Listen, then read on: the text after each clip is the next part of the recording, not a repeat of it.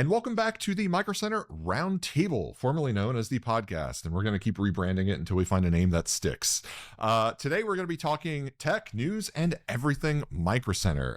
And we do have some exciting news. Got some real big news this time around, I think. So, Santa Clara, finally happening. And I'm excited. I'm pumped. I'm so excited. We've been threatening this store for a little bit now, and to finally have an actual date for it to give people to come hang out with us. We'll be there for the grand opening. We're all going to be there May 30th, and you can catch us at Santa Clara. That is the official grand opening date. So that means you can stop by Microcenter in Santa Clara. If you live in the Bay Area, come on down. We're going to be there, and it's going to be a really good time, really good deals, some of which I think we'll talk about. Yeah. And there's a lot going on. But first, I have a little present. Ooh. In my very nice looking Microcenter tote bag. I love those we things. have to ask, what's in the bag? What's in the bag? All right, so in the bag is going to be, I'll let you do it. Ooh, you can just pull it right out. Okay, here, I won't even look. Do it Oh blind. God, it's eyeballs. Ooh. That is officially the Microcenter mug that you can get at grand opening. Now, these are limited edition items. Obviously, you've seen a bunch of mugs that we collect here. We do this for every store that we open, and once we run out, they're gone. So we'll have them there for you in the store, and we'll put up a nice close-up picture right here, overlay it on the video. But you can see this one's actually pretty unique compared to some of the past designs. Yeah, it's a real different mug compared to the other ones, and just... What do we have over here? So I have Indy right over here. Yeah, I think we have a couple of Indies around here. Oh, this is Charlotte. Yeah, there we go. Is this also Charlotte? Yep, that's also Charlotte. Indy is right there. They both have race cars. That's why I get them mixed up. And then obviously the Miami mug. That one's actually still kind of my favorite because it's got those just colors. Oh, yeah. But the Silicon Valley one is actually really cool. It has the Microcenter store on there. It has the skyline. It has Endor, also known as the Redwood Forest. I really like the images inside of the text. I think that's a good vibe. Yeah. This is really cool. The colors of Miami are still way up there for me, but this is probably my favorite mug we've done so far, I think. I just really like the black. It's very sleek, very... it's a good mug. This is our thing. I think keep an eye out for future stores, which... TBD, but I think we'll have some very unique and interesting colors and designs for future mugs. But we've been doing this for, I don't even know, 30 some odd years, because we have some mugs going back. Oh, yeah. I have a Brentwood mug. Oh, wow. In my office. Do you really? Yeah, I found it in a box somewhere, so I just took it. I found a bunch of like older mugs from like some of the older stores. There's like a Madison Heights mug. Oh, wow. There's a couple of like collectibles in there, and you can find them on eBay sometimes. I was just gonna say that's usually my favorite thing to do, is just occasionally go and see what our old mugs used to look like, because somebody on eBay has one up there for like $15 to $30 of like, oh, this is the 2006 opening of whatever store mug, and I'm like, I would never have seen that otherwise. So we need to make Wikipedia entries for all of our mugs. Ooh, or Microcenterpedia. Yeah, so I do know how to make a Wikipedia page. Yeah, you do. From scratch. Yeah. That's true. So Santa Clara opening soon, coming really soon. We're all really excited about that. I think by the time this podcast airs, it should be right before the grand opening, but we will be there at grand opening, so stop on by. If you want to talk to us, we'll be there. We'll be talking to customers, associates, interviewing. We're doing a bunch of videos there. Also, a bunch of special guests will be coming throughout the month of June. Ooh. Right? We have some influencers showing up, which we will make announcements on shortly. So check out MC News and Instagram and TikTok. We'll have some announcements there. And yeah, I don't know. Come on by. It's going to be a really good time. I'm real excited for this store. I haven't been to one of our new stores since Charlotte, so I'm very excited to head out to California for this one. It should be absolutely stunning. Spoiler alert: it's going to look just like Charlotte inside. It's going to look very similar. Yeah, but it's the location. It's all about the location. All that people are looking for. That's why we get all those comments of people like, "Oh, bring a store here, there, wherever it may be." Hashtag I want a Microcenter near me.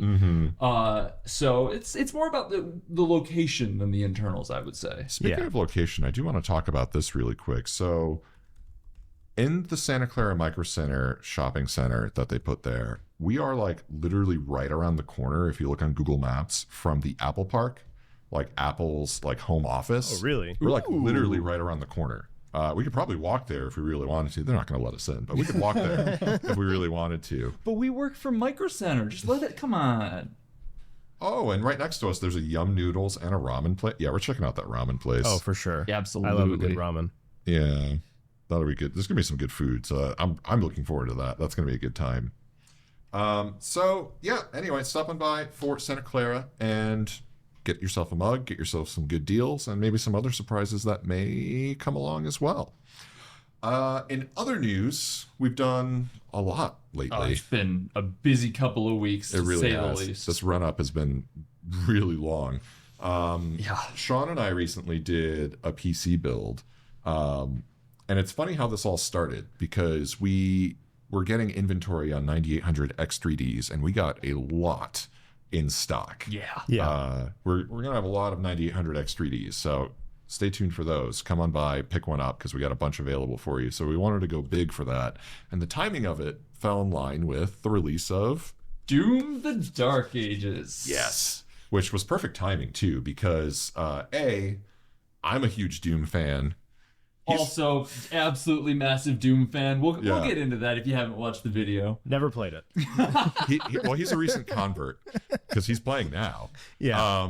So we wanted to go all out for that. So that gave us like 6 days to like plan and build a Doom themed PC because of course I didn't want to sleep for a week. Yeah. And we went nuts for that. So we did a video on it. Maybe you've seen it, but it's definitely worth checking out because we had a lot of fun. We printed all of these little props for that build. And I just wanted to talk a little bit about the build and also about 3D printing. Yeah. Right. Because, Jacob, you've taught me a lot about 3D printing, about, everything going on with the new printers and sort of how to do things in the slicer and how to make some modifications, which I kind of put to use here. But we got all kinds of just fun goodies that we did. I'm actually kind of proud of this one. It's a print in place chain. I love those things. Was it one of those ones that like spins around in a circle and all the chain are at 45 degrees? It was all at 45 degrees. This one I found the STL for. It was just this one short run that I think it was bigger and I shrunk it down.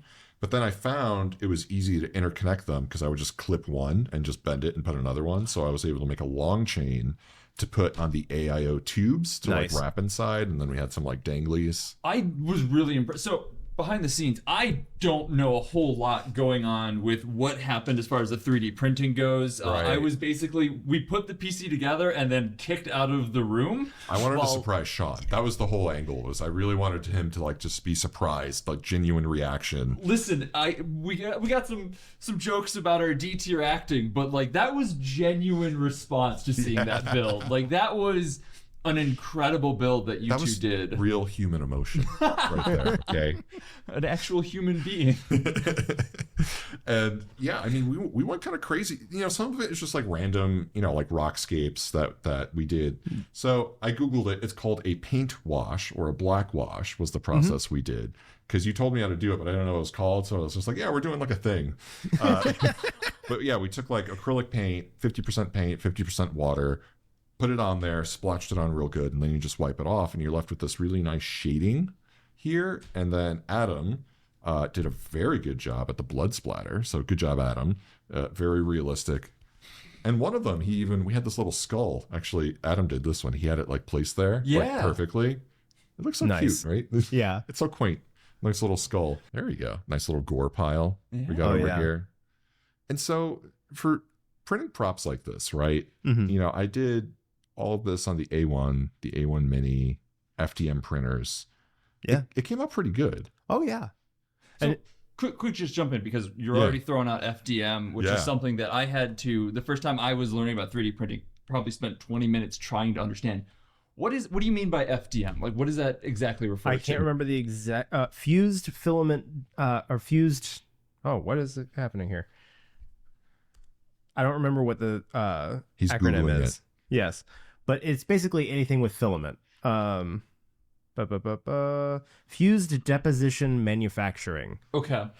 So anything with filament, plastic laying on plastic is going to be FDM printing, as opposed to like resin printers or SLA. So that was going to ask what the alternative is. Because resin it forms like basically whole cloth in the dip. Yeah, so like the way resin printers work is the build plate dips into the liquid resin, and then there's UV radiation or light coming from the screen that's in the bottom, and it creates much, much thinner layers, which means you can get a lot more detail, but resin is pretty noxious and not everybody wants to do stuff with that. Right. So I'm really glad that FDM printing has gotten so much better over the last couple of years, especially with like 0.2 millimeter nozzles. So these are all FDM printed, you said? Oh, yeah. All FDM printed. Cow. And so, like, for instance, you can see some of the layer lines, and I have some more examples I'll show in a minute, but you can see the layer lines on them.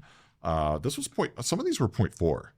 The 0.2 nozzle, for instance, was this guy right here. Yeah, and that is incredibly detailed. Yeah, I mean, it was my first time painting too, so I think I did a pretty okay job, but I think I definitely want to do another run of it. I'm sorry, that was your first time painting? Yeah, it was my first time. That's pretty solid. That looks incredible. Holy cow. And I bought some new paints too, so now I'm looking at it and I'm like, oh, I have this nice like reflective like metal paint that would look better on some of the more reflective parts. A lot of matte here. I would prefer to maybe have some glossy for some shine, but like, I used to do a lot of photo retouching, so I feel like those digital painting skills transferred over probably a little bit. Because I know sort of what I want in terms of shading and highlights and sort of like base coats and like things like that. So I don't know, it wasn't that hard. But that was on a 0.2 nozzle.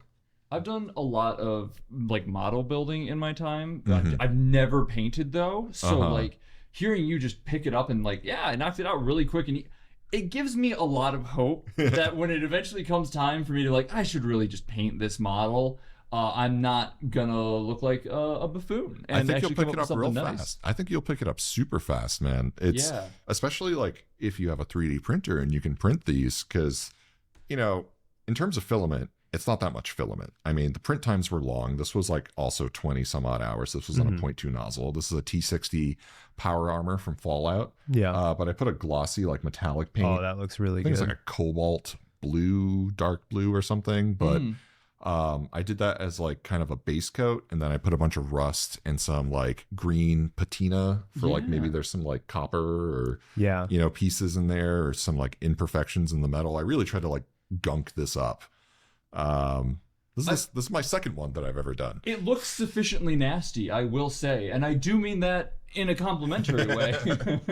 Right? Because like I think I was talking to you about it too. I'm like, how rusty should I make it look? And you're saying, oh, I guess it depends on like where did you find it in Fallout? Yeah, because like the Brotherhood of Steel are going to have these things spick and span looking clean and nice, but you find one just sitting out in the Mojave Wasteland, it's probably going to look something a little bit more like this. Right. And I found some reference images where they're like way more rusted. Yeah. So I don't know, with FDM printing, like this is like pretty good start for me. I feel like I would want to get into resin to get some more high quality. Yeah, if you really want to get that intricate detail, resin's where it's like at. if you look at it real close, you can see the layer lines, especially at the top, and there's a couple of layer lines there. I didn't do any sanding, which you were telling me a bit about sanding. Like, what should I do for sanding this? Well, I've never really messed with like figures like that, but I usually start off fairly rough and then like, I don't know, 60, 80, and then I work my way all the way up to like 220 to 400. I've tried going higher than that before, but only really when I was doing something that's supposed to be metallic and just super smooth. Right. Like I have a Dr. Fate helmet at my desk that I did that I went all the way up to 5,000. Did it help? I don't know. But that Dr. Fate helmet is pretty sick though. Yeah, it was a file that they pulled from like a PS. I think it was Injustice: Gods Among Us. They pulled the file from that. Oh, the PS3 fighting game. Yeah. Oh, so it looks really good. Yeah, it's awesome. Helmets, I think, is the next thing. I know you're saying, so there's an MC News article, right? Yeah, for fitting and whatnot. Yeah. I think that's going to be the next step. Maybe you can help walk me through some of that process of like figuring out how big is my dome so I can like get a helmet, because there's definitely helmets is going to be the next thing after figurines for me. Should we scan your head? Yes, might as well. So we have... Do you have a helmet in mind? Because there are a lot of really iconic helmets out there. Well, actually, so as you can see, there's a collection I have going on here, right? And I think you can kind of tell. I sort of definitely Doomslayer, absolutely. Fallout, oh yes. I have a couple more examples here, and so those are like, I would say, finished products, right? So that's my first and second kind of trial run. And keep in mind, I've only been doing this for like 3.5 weeks. These are some other ones that I've also printed. The paintwork is not as good. Okay. I'm just going to admit it right now because this one definitely needs to be touched up and cleaned up and a whole bunch of other stuff. But this is from Helldivers 2. Ooh. Yes, that's right. So this is the base default armor. It really needs some work. You could definitely tell. I'm having a hard time with this one, to be honest, because it's more detailed than I originally expected it to be with the yellow I on can the see armor. that. And the skull, I put a quick white on it. I do need to put some black into the eye holes and some stuff like that. And I think this is the one that I'm running into that's like, this is challenging, where I need to figure out how can I get better at doing more detailed. I bought some masking tape. Mm-hmm. Maybe that'll help. I don't know. I've tried masking before, and I'm not super good at it. Or it takes some skill. I feel. I always end up having like leaks underneath from other paint. Right. So I think the next time I try, I'm going to try to do masking and then paint at least one layer of the same color that is already masked off. I've seen people say that for like painter's tape for walls too, and then you do the second coat, right, of the color you want. I've also seen some people, I don't know where you would even get this, but I've seen people use some sort of like a slightly sticky silicone that you put in liquid, and then it just like fills in all the gaps of where you're trying to mask, and then you can just peel it right off when you're done. That's interesting. Yeah. I'll have to figure that one out, but how can I do that on a figurine? Question for you on these. Actually, so this one, specifically the Helldivers one, feels like a slightly different material than the others. Is this all like the same PLA? Did you try like mixing up materials or anything? You know what? Actually, so the Doomslayer and the Fallout T60 armor both printed on an A1 Mini with a 0.2 nozzle. okay. Because I was using the A1 with the 0.4 nozzle just to get a bulk of the bigger things done, and I just let the A1 Mini go for like literally 24 hours on each print. The Helldiver statue and this nice little Mandalorian and Grogu, which is I'm still working on. I just got the gray on because that's the base coat for the helmet. Yeah. Beskar? Is that the material? Beskar? Yeah. I thought you were asking me what the best car was, and I was about to be like, what is the best car? The Pontiac Aztec. You know what? I agree. I second that answer. No, I'll actually Honda Element. Ooh, okay. I like those big boxy vehicles. Honda Element? Yeah. That's your pick for the best car? Do you know what the Pontiac Aztec is? Yeah, it's the one that has a tint growth out the back. Yeah, it's a great car. We had one growing up. That's the Breaking Bad car. Also working. So this one in the Helldivers I was working on last night, and so this one I just did. Both this and the Helldivers are 0.4 nozzles. Okay. Because I did it just because I wanted to speed run it and just have them for practice. Yeah. Really, I'm just using, these are all like, I'm going to call them Gen 1s. Like this is just me like printing it. Each one, sure, it took some print time, but in terms of filament, I mean, we're talking like less than 50 to 100 grams per print. And that's not much. The hardest part is really taking off all the supports, which makes me want to kind of get into resin printing. I know you need supports for resin, but you know, I don't know. This is just all trial run for me, right? So I could practice painting, practice other things. But what did the supports look like on like some of these, out of curiosity? Because I know, like, I saw a little bit of the Doom guy where it was just absolutely caked in supports. The Fallout one was caked too. That one was really hard. Yeah.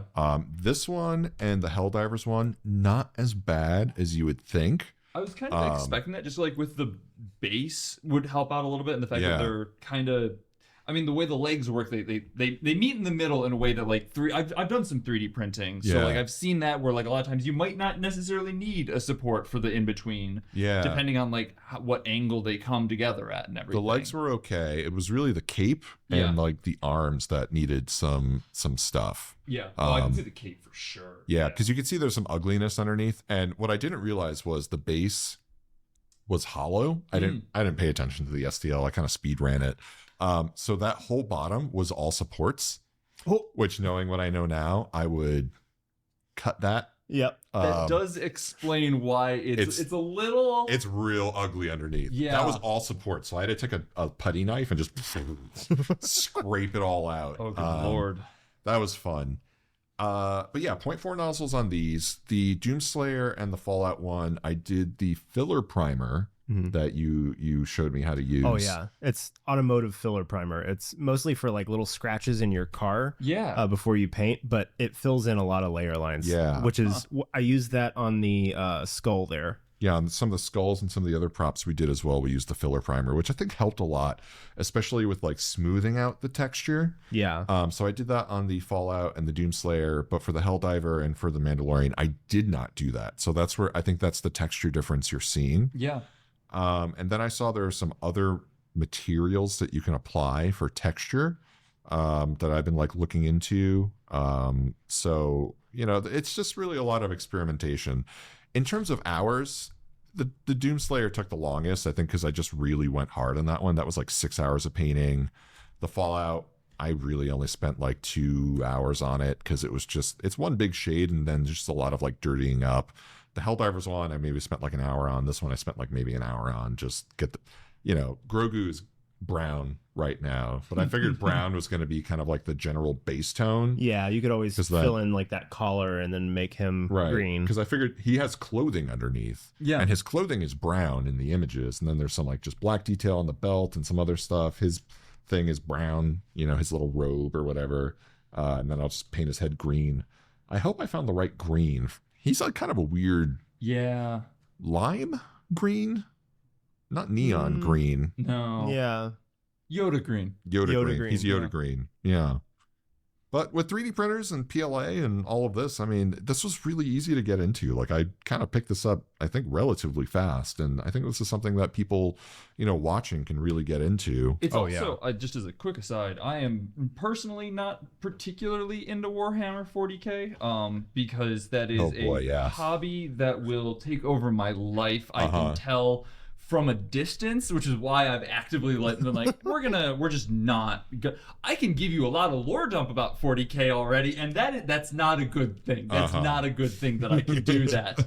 But this does seem like a really great way if you are looking to get into like painting minis and you want to find again, Warhammer is an expensive hobby. Right. So if you're looking for something that you can practice that painting on without applying it to official minis, right, this is a great way to get that early practice in, because I agree. You know, you screw up Mando, you flick off his head by accident or something in the middle of painting, it's not the end of the world. You go, okay, well, I'm just going to print this overnight again. That's actually my second Mando. You saw I broke the first one, right? Oh, perfect. That's there my second. Go.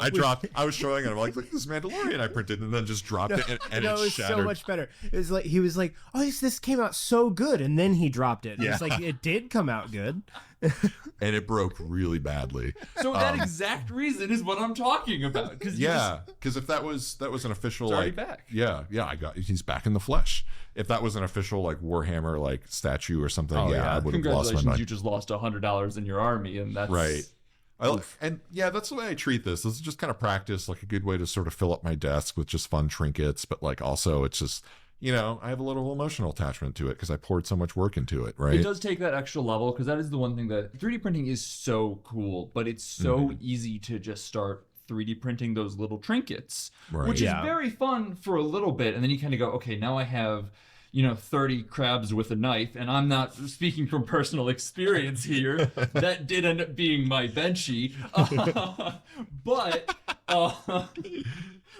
it's cool to have something that you can take and then add a little bit more to, and not just be like, oh look, I 3D printed this Doom guy in a cream print or something like that. You took that and then just went so far above and beyond and really made it your own. Yeah, I'm real proud of it.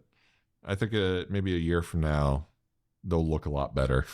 Ooh, but we can revisit the Doom PC in a year. I'm kind of hoping we could do a retrospective on it to see, like, kind of sort of, because I've been photographing some of my progress. I'll overlay some of the images here. You're asking about the tree supports. Insert images here. I have a bunch of phone pictures. They're just on my phone. I've been taking a ton of pictures, but I forgot to bring my photo cove as well, but I 3D printed a photo that or that white, like a little cyclorama type deal. Yeah, like a white cove, because it's a really easy way where I can just stick a light there and I can just get progress pics on just a nice clean background just with my phone. And that's a 3D printed background? Yeah, 3D printed background. It literally just prints like a cove, like a think of like a 180 just big white cove. That's it. We put a white primer on it just to sort of fill in the grooves, but like your phone camera can just blow it out that pretty looks easily. Like you went to Sears dressed up in power armor and had somebody take a picture for you. That's great, right? Where do you get your cosplay photos taken? Sears. I would do it. I'm down. That would be funny. Walking into JCPenney wearing 30 pounds of plastic. Well, I think the next thing I want to get into, because I've been watching some videos, is using the laser cutter for foam to print out some of the bigger, maybe weapons. There was a video out there posted recently. Someone made the pulverizer. I sent that to you. Yeah. Not the skull crusher, the pulverizer, as I was corrected. And someone made that, and it's out of laser cut foam. That's awesome. They designed all the pieces in Illustrator, and I think there's some things that we can do. It would be. Yeah. Well, I scrubbed through that video. I don't know about faster. They went pretty hard on that build. Because there was like some motor design stuff and some 3D. They were like cutting out like nuts out of like the washer and nuts and stuff like that, and gluing them to the thing. Like for the details. Yeah, that thing probably took them. They said it took like 3 weeks. So. Yeah. I think everyone got inspired by Doom to just make Doom related props. So that's just been the phase this month. Yeah. It's a good game. So speaking of the game, we're going to jump back and forth between 3D printing and Doom. So I think we've all been playing Dark Ages, right? Yeah, at least a little. To varying degrees is what I would say. I know. I've only had enough time. Like I finished the first level and I started the second level and I just haven't had time to revisit because I'm also still playing Oblivion Remastered because I'm having a real good time there. And you've said that you just started the first? I have not even finished the first level, yeah. Okay, so I started playing like really late at night because I was like, oh, I have to download this, and then I would wait. And then by the time I got like halfway through the first level, I'm like, I'm ready to go to bed. I'm so tired. But that is gaming in your 30s. that is unfortunately, yes. Literally, that is gaming in your 30s in a nutshell. Yeah. But I did discover that I have like the minimum specs for the game. Right. Oh, yeah. Because you... What... tell us your specs again. So I have a Ryzen 7 3700X, and I also have an A6600. Or no, is that A66? The RX 6600. I was going to say RX 6600. Yeah, I was thinking about my That's camera is an A6600. Oh, yeah, you have a Sony Alpha. Yes, the RX 6600. The numbers start to bleed over after a while.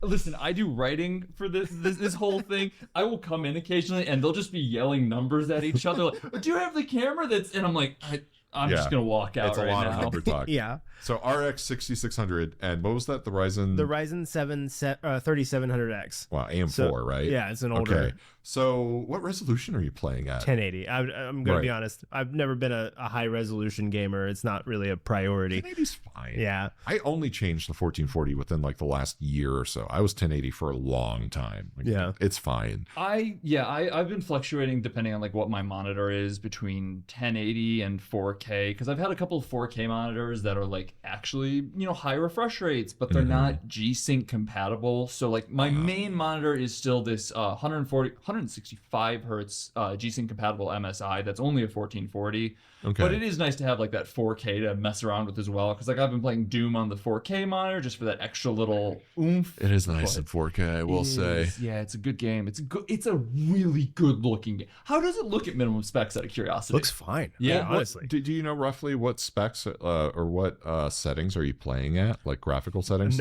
You just booted I right just right into it. Yeah. You just booted right in. It's really well optimized because I've been getting like 60 FPS the whole time. Well, so these id games are like, first of all, really well optimized. Yeah. I mean, Doom Eternal can run on your Steam Deck rock solid at like medium to high settings, I think. I mean, I just talked about Doom 2016 as like a game that anyone can run on their laptop. Yeah. In the last episode, they are not intensive games, and they are, as you said, just optimized so incredibly well. It is really well. Hardware Unboxed did a video where they compared the visual fidelity of like the Ultra Nightmare like visual settings compared to the lowest settings, and like the visual difference is minimal. Yeah. Maybe some difference in some lighting and some like far away detail where you lose some stuff, but like Lighting, I think, is the big thing that I've noticed with it, because Right. my first experience with it, with Doom: The Dark Ages, was on camera playing it for our build. That with really was you. our Yeah. first time playing it. By the way. Genuinely had not booted it. Genuinely had nothing to do with it beforehand. That was at 9 a.m. on the day of the pre-order release. Like, we did not have time. Yeah. I paid extra for the 2 days, and I was like, 9 a.m. We're gonna play Doom. Let's go. Yeah. It was great. We're gonna record it. But we did that. What do we have in that build? That's a 5080. It was a 5080 with a 9800X 3D, and we put that on that Alienware QD OLED. Yes.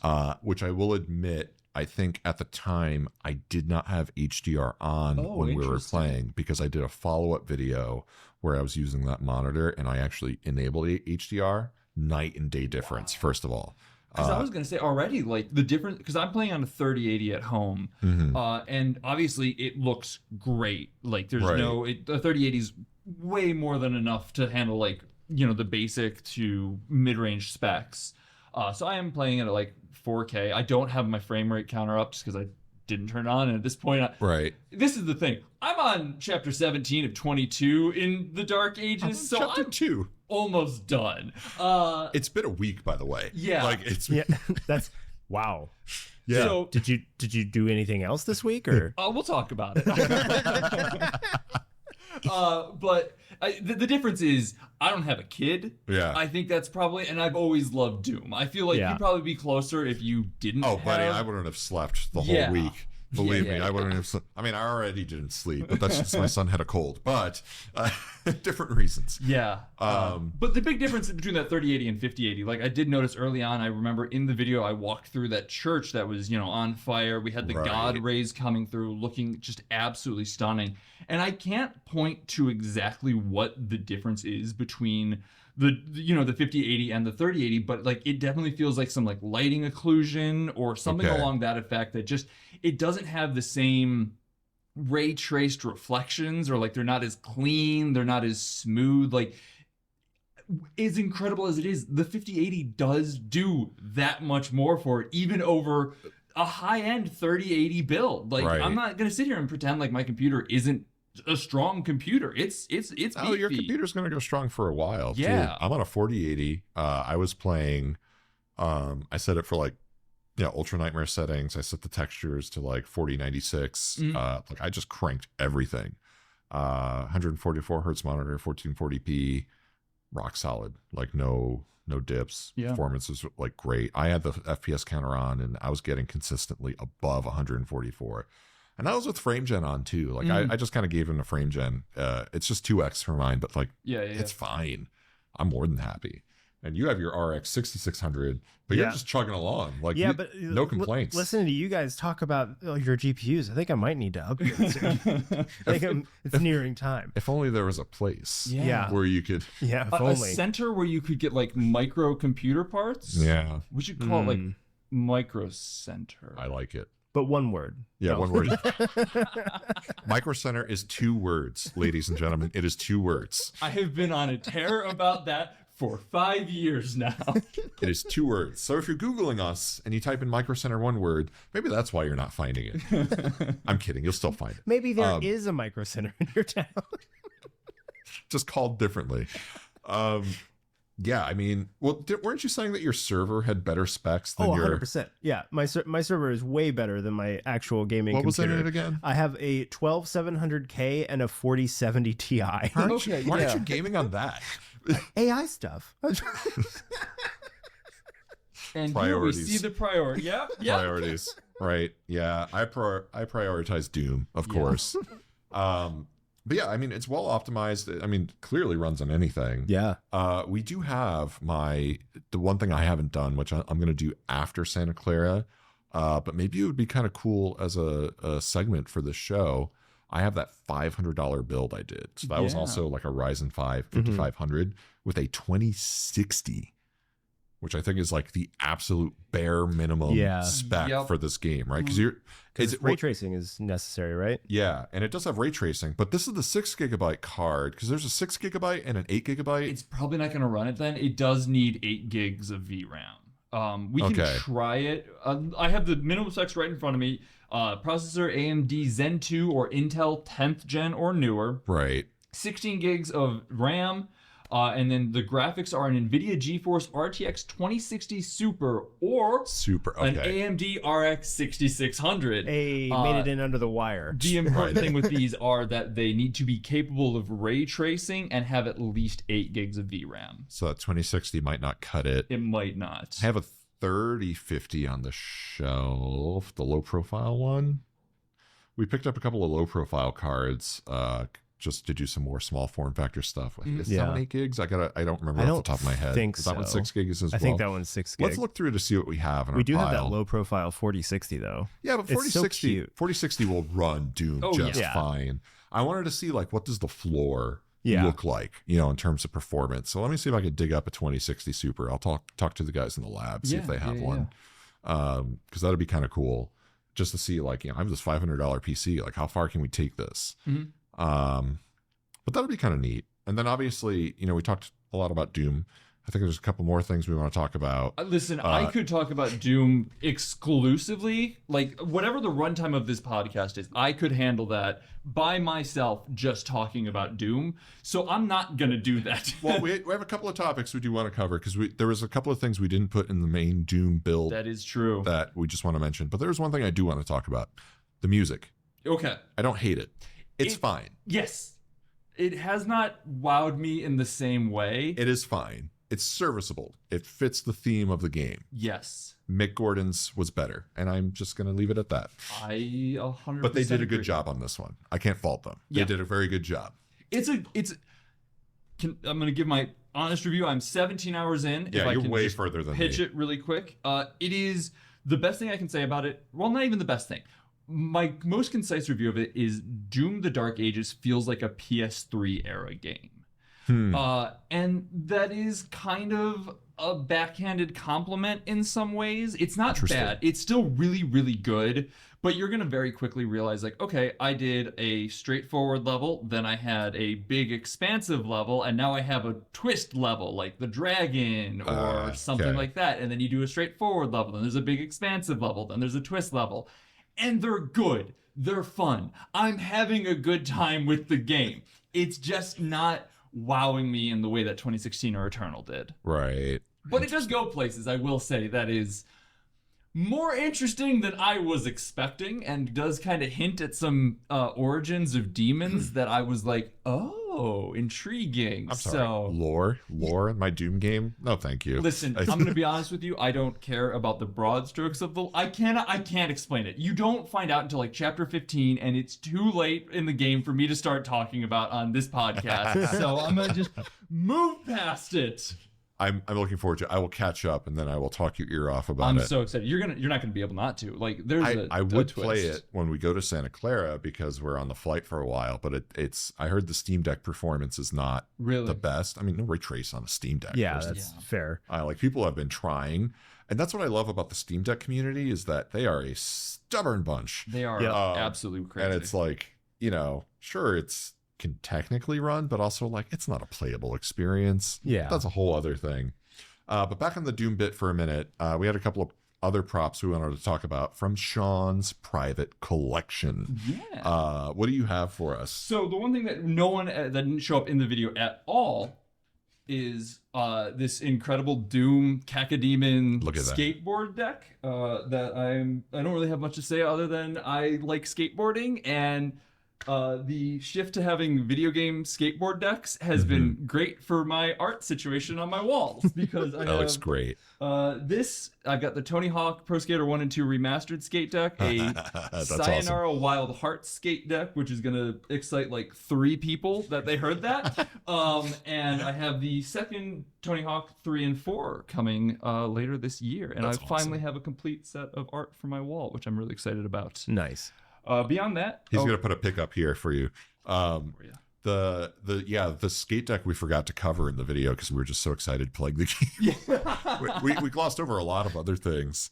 I have my original Doom 3 CDs from this is 20 some odd years old at this point. Actually, copyright 2004.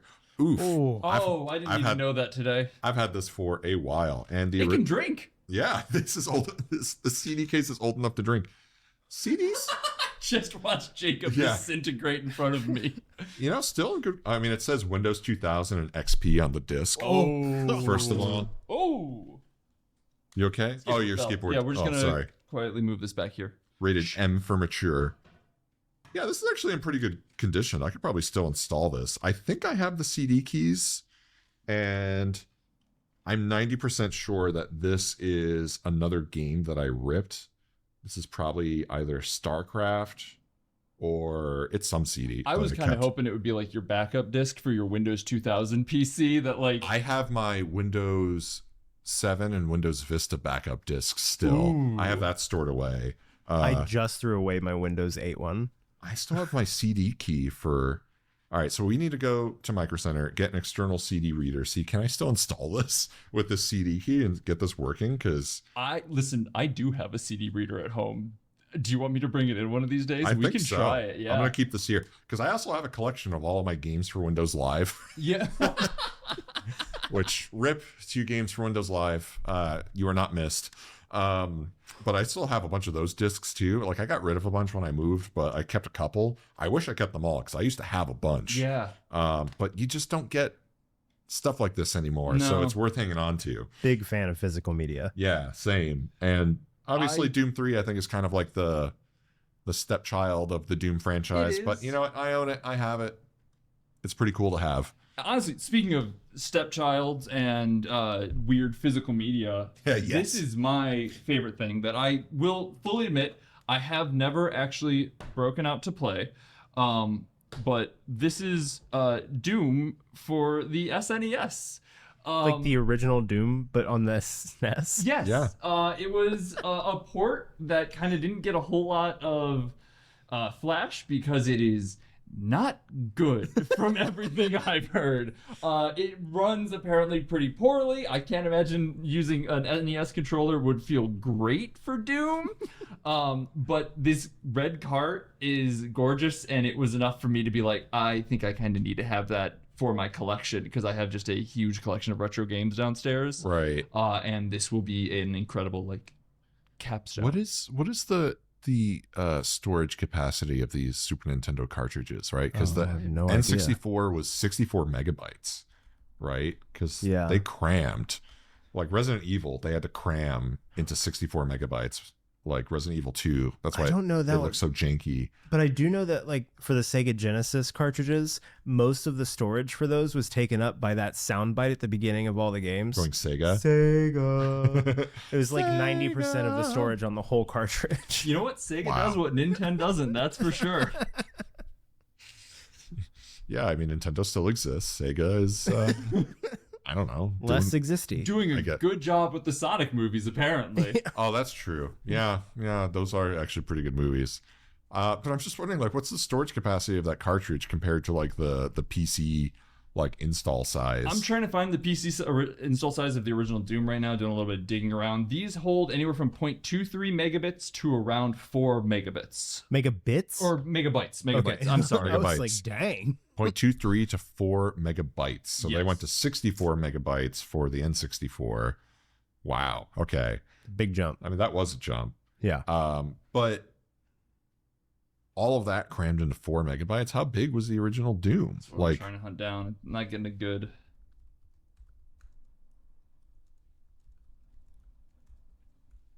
original Doom file size. 12.118 megabytes. So they basically halved it to put Yeah. it on here. Because I'm also looking at the Wikipedia page, which says that the biggest games for this were like Star Tropics, I think, at 6 megs. Really? Which means that this has to be somewhere between like 1 and 6 megs. This is half the size of the original. I wonder No. why it doesn't run well. Wow. Well, so I'm seeing the first episode has a compressed installer size of 2.39 megabytes. Okay. Total Oh. file size for Doom with all 4 episodes is around 2. Well, this okay. AI answer. Doom exe file itself is 709,000 bytes. So what is that in megabytes? You move the column. That's like what, 7 megabytes? That sounds right. Yeah. I Uh, just pulled my answer from Reddit. right. What did they say? The My Doom 1 WAD with all 4 episodes is 12.118 megabytes. Okay.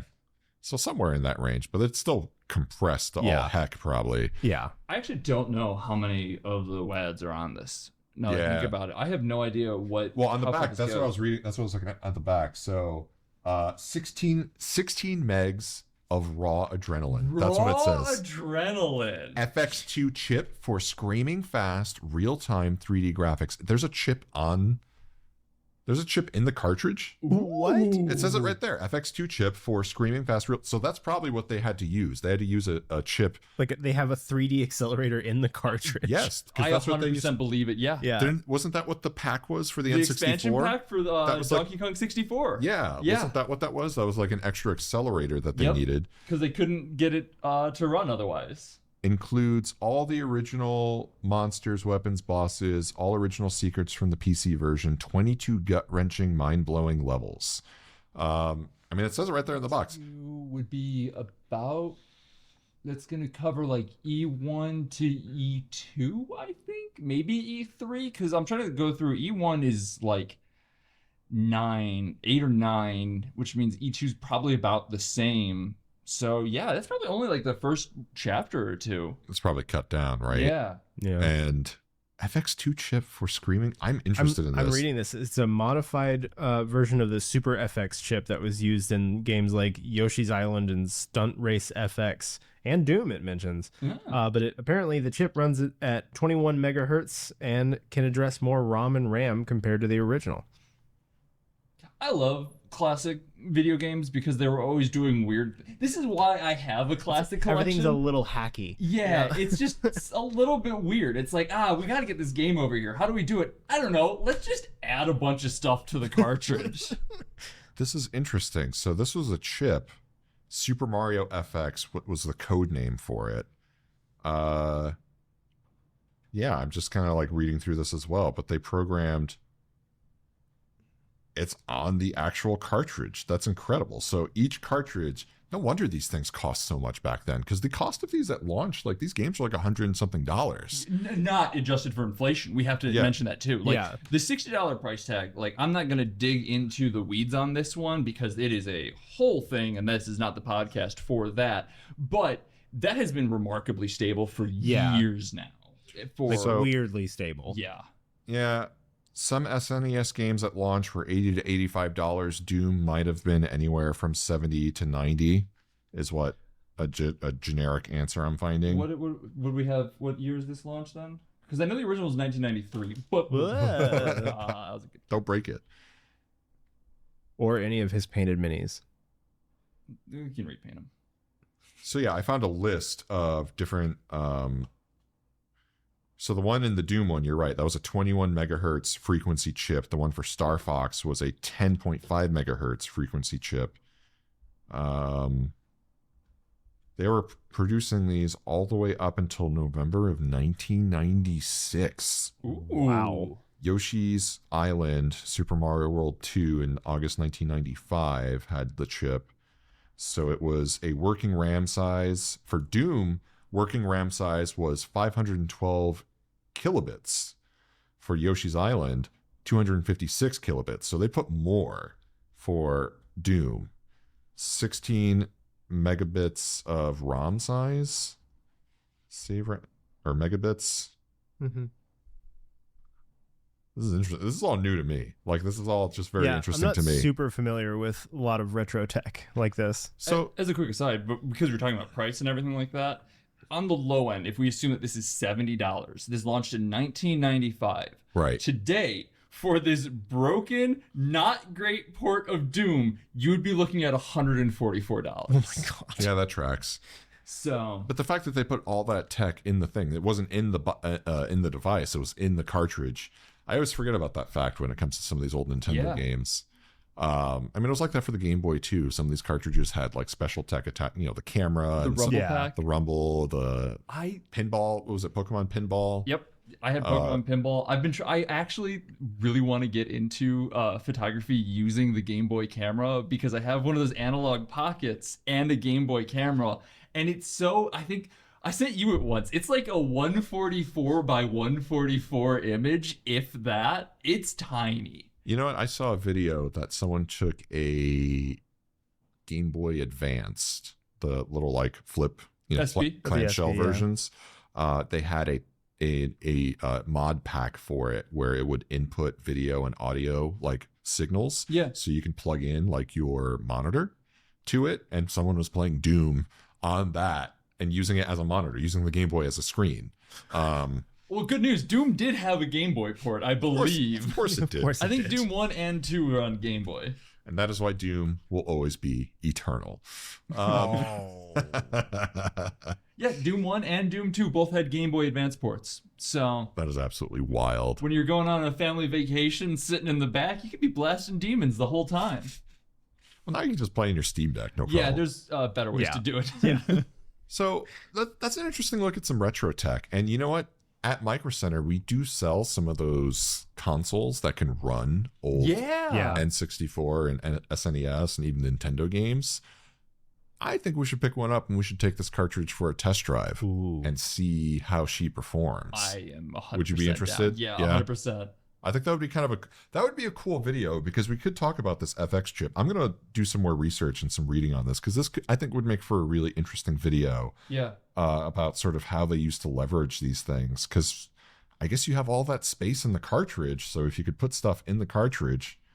Yeah, if you've never opened one of these, I'm not going to, obviously. Actually, The only one I've ever Oh, opened screwed. was my Pokemon Silver because the battery died. Pokemon, the Game Boy Color, Game Boy Advance, those games, the board in there tend to take up the entire space. Mhm. A lot of these, you're gonna find that there's a lot of empty space in them, Right. just because they did not need the entire board for whatever reason. Which is also why this is a very weird fun fact. Did you know that there is an online fighting game for the NES?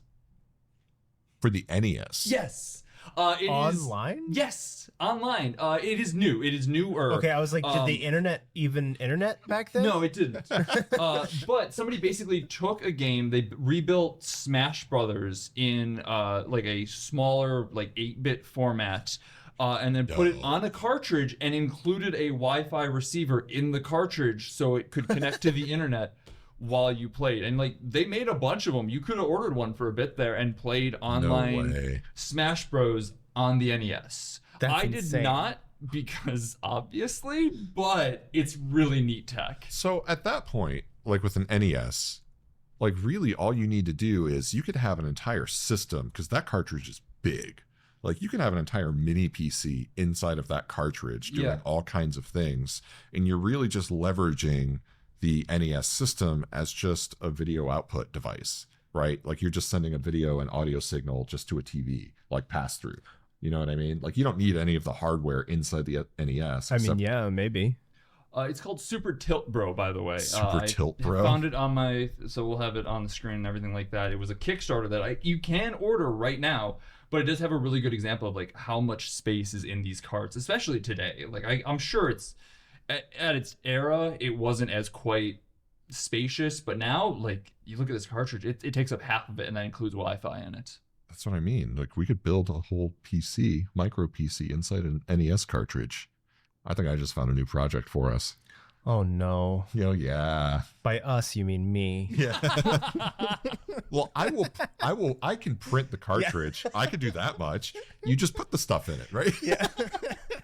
I mean, the good news too, though, is if you're looking for a more authentic one, you can get cheap NES games for dirt cheap. That's true. And you we can just shuck it. Yeah. like go find like an old like NFL 1993, and you're good. Tecmo Bowl. So- or- Yeah. You're right, but I think it would probably be better because we could probably just fit a whole Raspberry Pi and we could design like posts for it in there and have power and HDMI and USB coming out of the bottom of the cartridge. right. And just Hey, maybe this podcast is a bad idea because I think we just feed each other ideas that. This is all going to be future videos. Stay tuned. yeah, it was just retro Pi. Don't worry about it. Yeah. It's fine. Yeah. I think we could do a pretty cool project with that. That'll be interesting. Yeah. Especially if we like make an NES that's a dock that then connects to a monitor or something. Ooh, I like that a lot.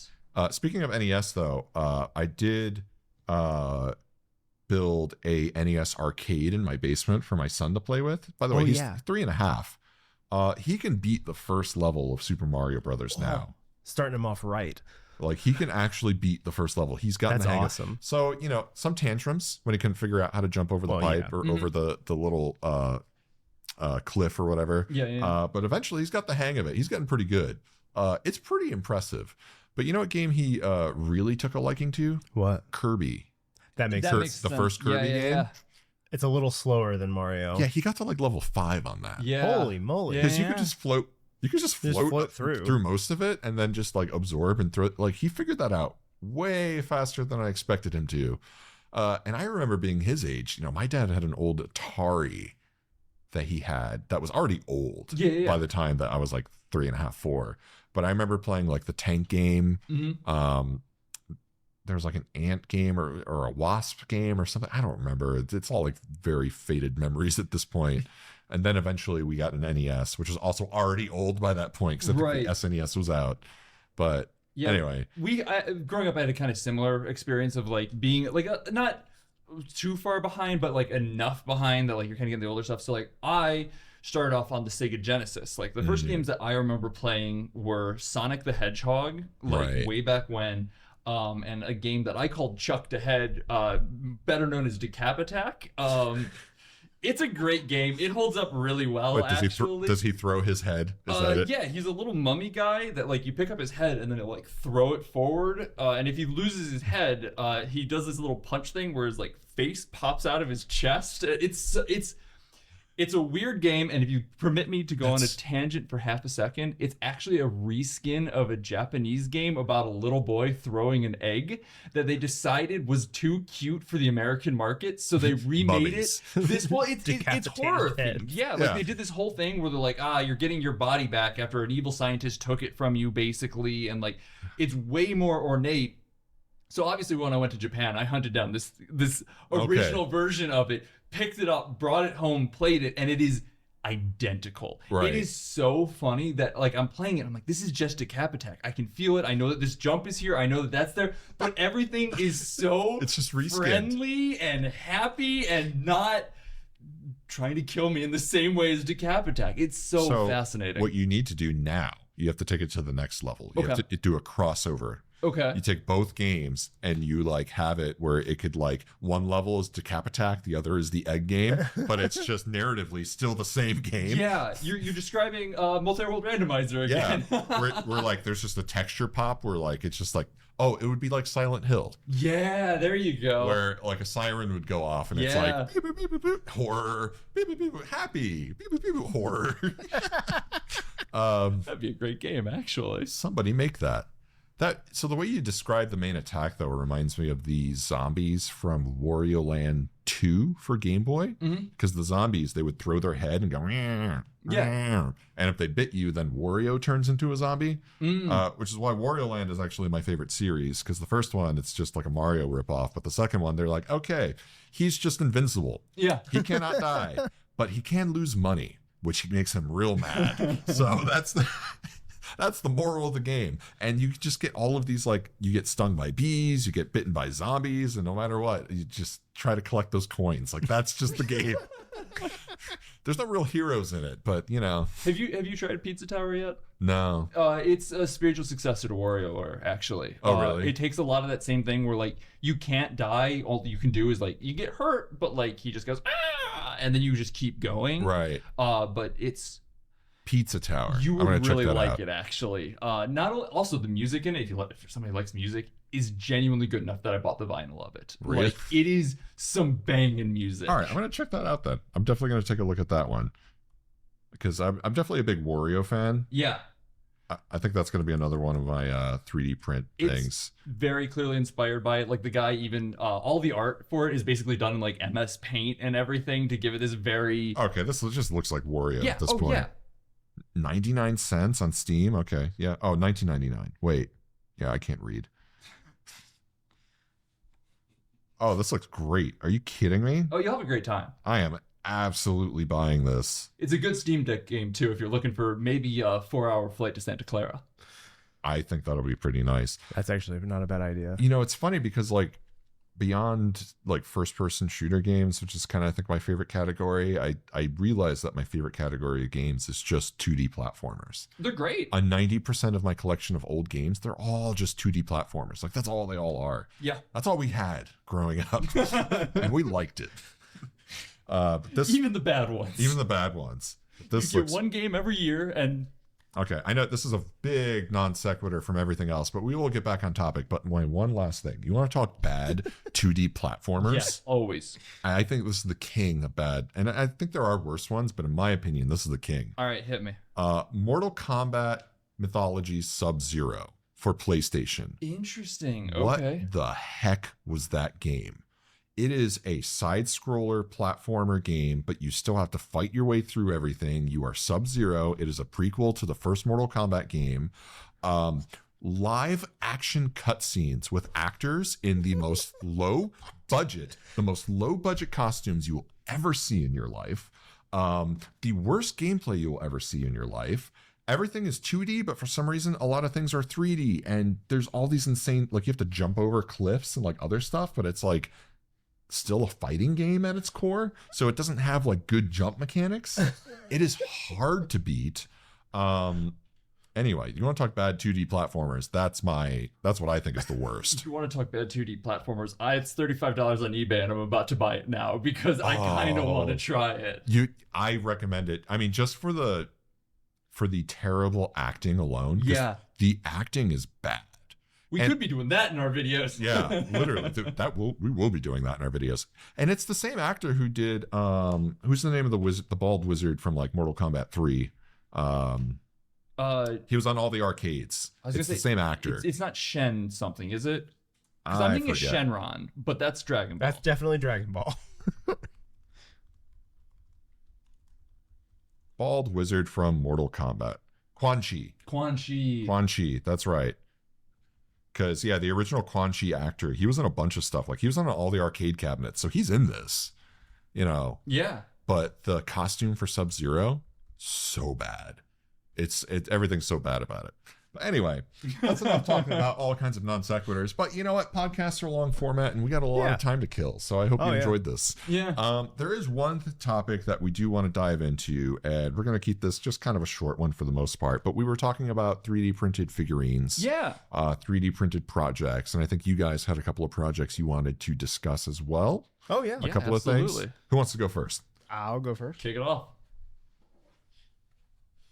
So this is not the complete product because I'm still working on it, but I love combining 3D printing and computing. And I thought, what better way to do that than with a NAS? So this is actually going to end up being the bottom of the NAS, and you can have the slots there where each of the hard drives slides in. Right. And then the computer itself, I think, is on this side, which is going to be super fun. What system are you going to use this with? Can I see? It's going to be an ITX Intel-based system. Intel-based because a lot of people that use their NASs use it for like a media server. So the Intel chips have pretty good video and decoding and encoding, which is what you would want do all with that. With no discrete. Yeah, GPU. you don't need a discrete GPU, which I think I could fit one in there, but I'm not 100%. So Is this a bay for a fan? yes, Got it. So the PC would be up here. Fan bay here. pulling air through the 5 drives. Or no, 5 4. drives. Sorry, 4. 4 drive bays. Okay. Yeah. And those look like it does support 3.5s? Yeah. Yeah, those are 3.5s. There's also room for 2.5-inch drives in the top part as well. This would be perfect to pair off with our 3D printed PC case, which we have in the studio. Yeah. I like it. This is going to be fun. I'm very excited.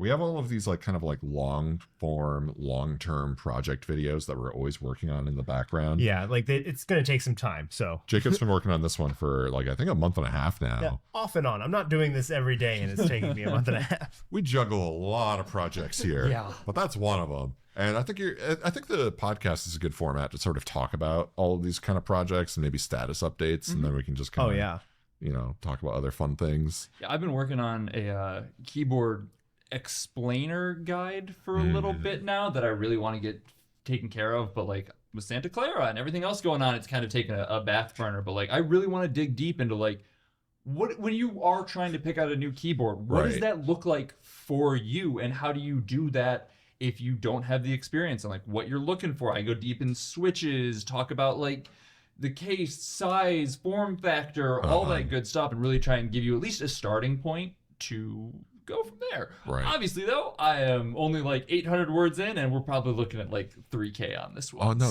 so. those kinds of like videos, you know, the amount of effort that goes into it, like the amount of research that we do just to pour into it. Like it starts off as like, oh yeah, no, let's talk about keyboards, and then it's like, and then I have to mention this, and then I have to include this, and then oh yeah, all of those things too. Oh, and then it ends up being this massive like encyclopedia. The part that I've been hanging on recently is I need to look up how membrane keyboards work in a way that I can explain, other than they're kind of mushy and you push on the plastic and it activates it on the motherboard, because I don't think that's gonna fly in an actual like authentic article.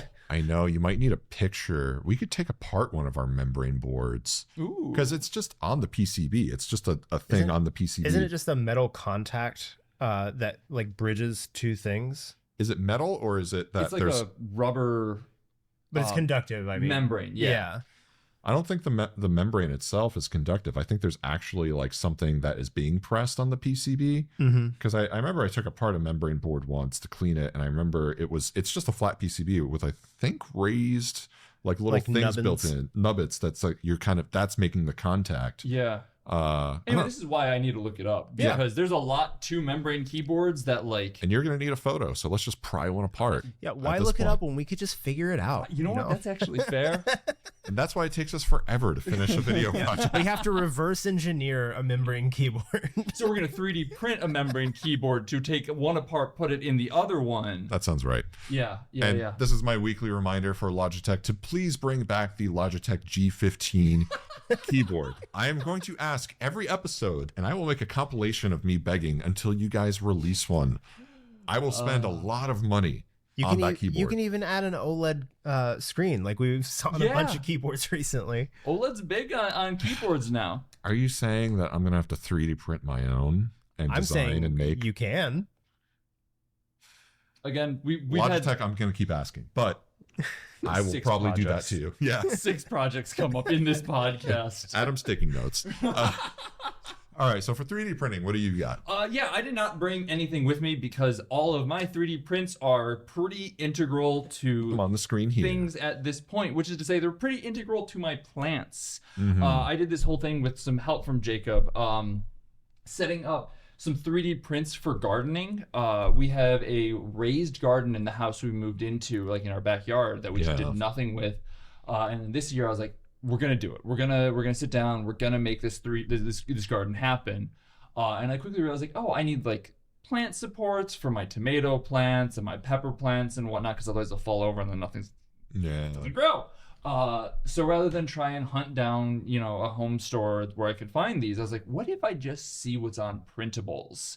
And I got some really great stuff. There's some really cool modular systems, including ones that's like a ring around the plant that you just kind of keep stacking onto. Oh, so as it grows, you can keep supporting it. Exactly. Yeah. There's another one that is it's a stick, but it's also modular, where you could just continue to kind of build off it, going up like that. That is super useful for anything that is climbing. Again, pepper plants will work great for, like ivy and whatnot. It would work great for, and you can really design the direction that you want it to go, which is super useful if you're trying to get it to crawl up. Like if you're doing ivy, you're trying to get it crawl up a fence or something like that. You can really point it that way and be like, no, climb that.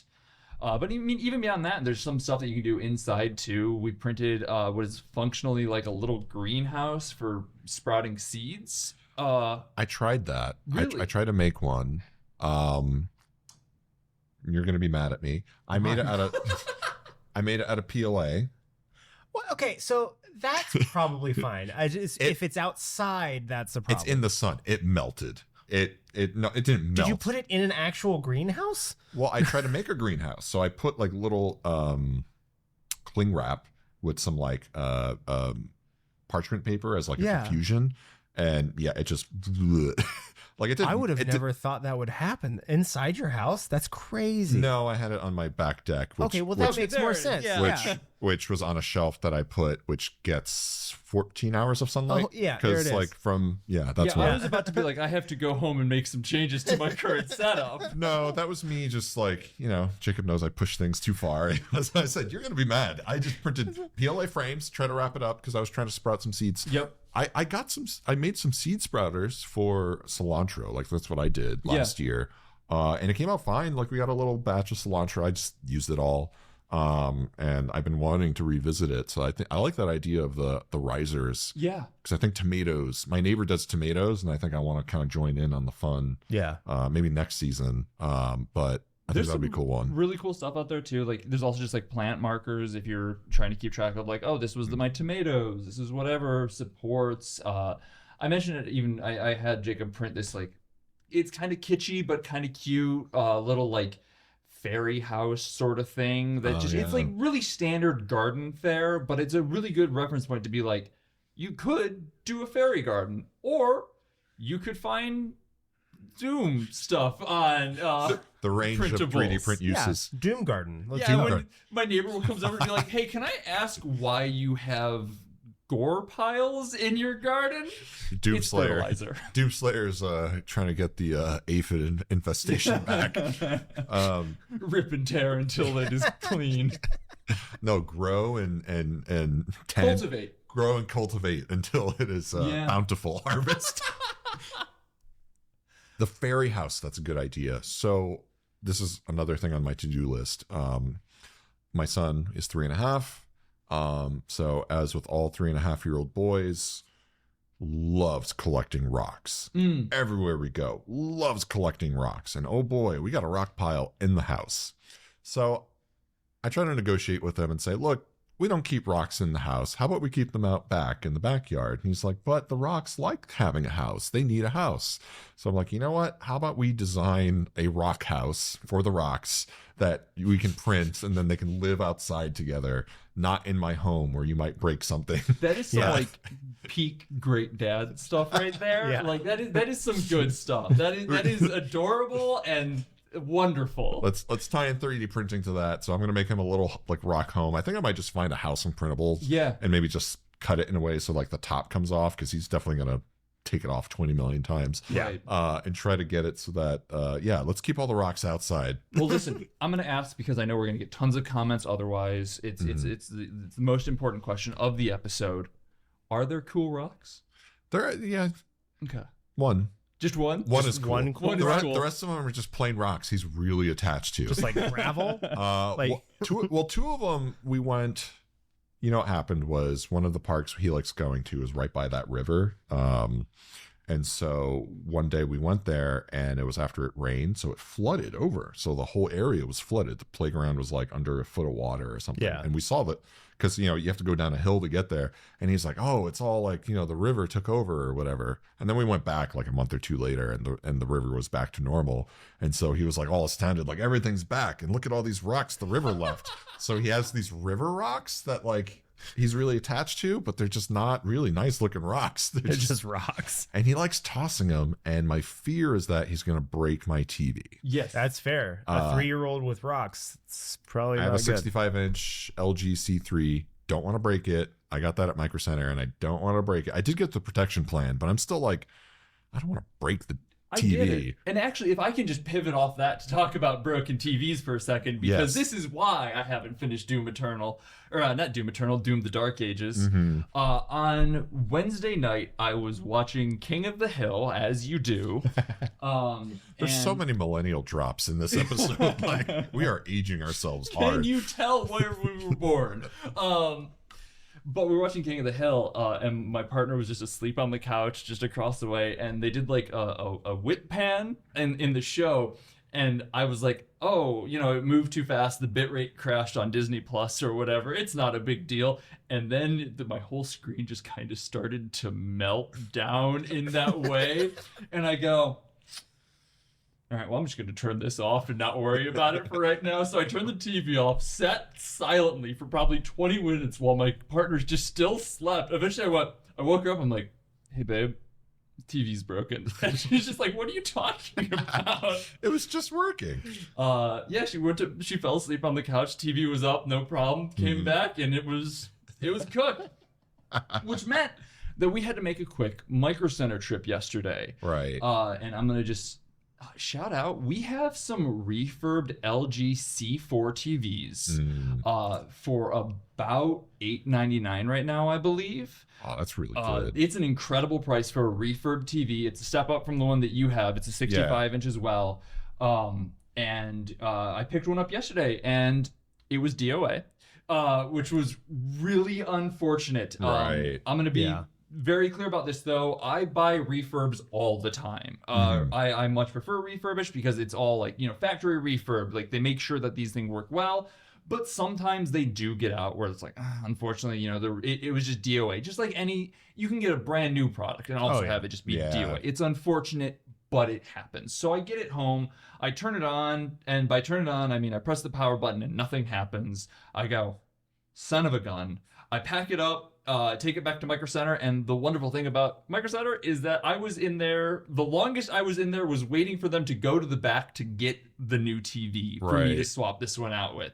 I was in and out so fast. I was home in record time, and we had it set up, and hey, second one looks absolutely stunning in our room. I like those LG OLED TVs. Yeah. And that's the cool thing. So microcenter, remember, we will take care of you. I think that's the biggest thing that doesn't get talked about enough, that I think we were discussing. When it comes to customer service, when it comes to returns, like, we're there for you, especially, if you have any issues at all, just come on in, talk to somebody. We also have chat that you can talk to, so you can call or reach out, and at least they can help talk you through any issues. But then if you got to come to the store, just bring it on back. But yeah, they swapped you right out. They did, and they even moved over my protection plan because of that. The one that I absolutely picked up. I mean, refurbs, again, I trust them pretty much explicitly. I do not stop buying refurbs. It's a great way to just save some money and pick up a new great TV. Right. But I did throw on our 4-year protection plan on it just to make sure that, it is a refurb. There is that chance that it could go out 3 years from now. Right. And on the off chance it does, I have a protection plan. I take it in, I bring it to the store and go, hey, this doesn't work anymore. They look at it and go, okay, it does not look like you threw a rock through it because you do not have the accidental plan on it. Right. And they'll basically, depending on the situation, either full replace it, give you a gift card or whatever, and you're good to go. Go get a new TV. Yeah, protection plans are absolutely worth it. 100%. Believe it, especially depending on the duration of the protection plan that you get, they will cover you. So that's a big one. Talk to an associate next time you're in store and ask about those protection plans, because that is a huge one. Yeah. And especially because you used to work in the store too. So kind of on both ends of the spectrum, right? Like selling the protection plans and then obviously buying them. Yeah. The value is there.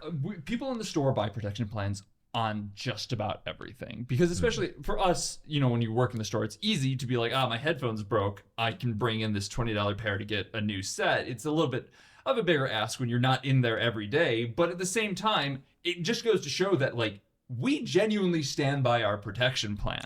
Because we are putting them on literally everything we buy, because I wear my headphones every day, and if those go out, I would like to not spend anywhere from $20 to $200 depending on how nice of a pair they were. Right. Yeah. So.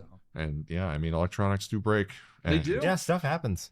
Everything has fail points, and it's unfortunate, but sometimes you do everything right and it still happens. You're right. The rock through the TV might not be covered, so I do got to make sure I build that rock house. That one's kind of a priority. But did you get the accidental damage on it? That's the big question, because accidental damage would cover a rock through a TV. I got the regular protection plan for that one. I got the regular one for that one, but still, no complaints. I don't know. I mean, that feels intentional. Like a rock through the TV. I don't know if accidental damage. Well, listen, if it's a 3-year-old, I would call that an accident. I mean, for him, everything's intentional, but yes. I meant to put the rock through the TV. Now, one last quick thing that we wanted to talk about was GPUs, because GPUs, a lot of crazy things going on this year, right? NVIDIA launched their Blackwell series. AMD has their 9070 XT, which has And been soon to be 9060. that's right, 9060 XTs, which will be in stores soon. We'll have some more info following up soon. They did announce it at Computex, but then we'll have more concrete information coming soon. Intel, who has been an interesting kind of person or interesting group in this like GPU game right now, because the Arc cards, what was it, the Alchemist series, that was interesting. It was a pretty okay like kind of first gen. There's definitely some issues there. Battle Mage, though, definitely a much more refined product. It really is. Yeah, and it's really impressive what they've done with the B570 and B580 cards. I still highly recommend those cards if you are a budget gamer looking for an entry-level 1080p card that can maybe do some 1440p gaming. Actually, you know what? B580, we should definitely try Doom Dark Ages. Ooh, I think that would be a good idea. A fascinating one, because the Intel cards are still fairly new, and so you don't really see them listed out on spec sheets as much. It's always, the big two for those. So I would love to know how Intel performs with Doom. My gut tells me it's going to do really well. The issues they were having with the Intel cards was actually on older versions of DirectX, so like DX10, 9, 11, all of those different like generations of like DirectX, but DirectX 12 and some Vulkan games, no issues. I also know like they've been just pumping out driver updates and everything to make those cards that's what much it comes more down stable. To, right? Hardware's there. It's just software support, which always takes some time because NVIDIA has 30 some odd years of software support. Yeah, something like that. I mean, I bought an NVIDIA card 2005. So no, they've been doing it. They've been doing this a while. Right. So Intel's catching up, but Computex quickly. Yeah, I mean, it's been really fast. Yeah. Computex, they announced their new series of Pro cards. Yeah, the Intel Arc Pro B60, and I think there's a B50, but I can't remember. There's a couple for of them. But I think the biggest takeaway is that these are pretty well priced Pro level cards for AI use. Which I think you would be really interested in. I am really pumped about these cards. Another interesting factor is that there is a wide variety of partner cards that they have, and they are a wide variety of just different. For instance, some of them have an 8-pin power connector. Some of them actually have the 12-volt 2x6. Some of them have like 2 8-pins. Some of them like it's just a wide. So there's no mandate to only use 12-volt or only use 8-pin or only use this. Like it's just like they're letting the board partners do. Do they throw an FX2 chip in it? Yeah, that means it can run Doom, right? Yeah. That FX2 chip is interesting. I'm going to research that more. This is really interesting because they're stepping into the higher level of AI computing and GPU acceleration and all that stuff. I don't know. I mean, what's your take on it? I mean, 24 gigs of VRAM for under $1,000, or like for $1,000. That sounds pretty good to me. Yeah, I'm pretty excited. And then there's a really interesting one. I don't know if we'll carry this particular card or not, but Maxon basically stitched together two of the Intel Arc Pro B560s, and it's one card with 2 GPUs and 48 gigs of VRAM. Holy cow. And so that's pretty cool. Each GPU is only using by 8. Yeah. So that's how you can put them both on a by 16 because they're only using by 8. So like I think if you have the right motherboard, you can support like how many? Yeah, I think 4 of those. If with the right motherboard, so, yeah, that's insane. Yeah, I mean, obviously you're going to need a Threadripper or something. Yeah, for the PCIe lanes for sure. But still, like that is absolutely bonkers. So they're definitely catching up, and it's interesting to see what's happening on the higher level. And one thing that we can talk about is that in terms of workstations, Threadrippers, and some AI workstations, Microcenter will be carrying more products soon. We will have, here's a teaser for you, we will have some announcements for Threadripper CPUs shortly after this video goes live. So stay tuned for that. In June, we're going to have some Threadripper news at Microcenter. You could probably already guess what it is, but I'm not going to tell you. But when it comes to workstations, local AI, I think is the thing that's going to be really important to a lot of smaller businesses. Yeah. Cloud compute solutions always going to be there. They're always going to be useful. But as we sort of grow AI as an industry and as we need more local AI solutions for sensitive data, I think we're going to see a lot more stuff like this. Yeah, like entering the local market. LLMs and machine learning machines for sure. Yeah, because something like that. I mean, for what were you saying? Under $1,000 for? I think about $1,000. I think for the 24 gig one. I don't Right. know about the 48 gig. I haven't seen pricing on that, but that's still pretty good. It's still pretty lean when you consider that, I'm going to ballpark this. You can get a pretty good workstation for about $10K versus maybe $40 to $50K with some other solutions out there. So Yeah. that's already like a really interesting concept. That's a good.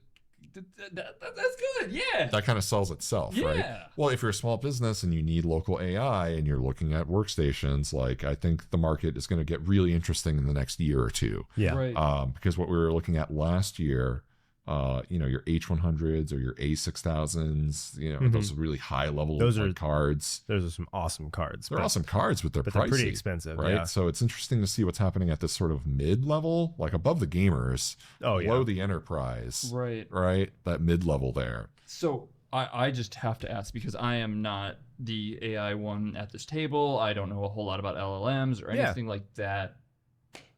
How's the gaming performance on these look? I have no idea. I doubt it's going to be very good.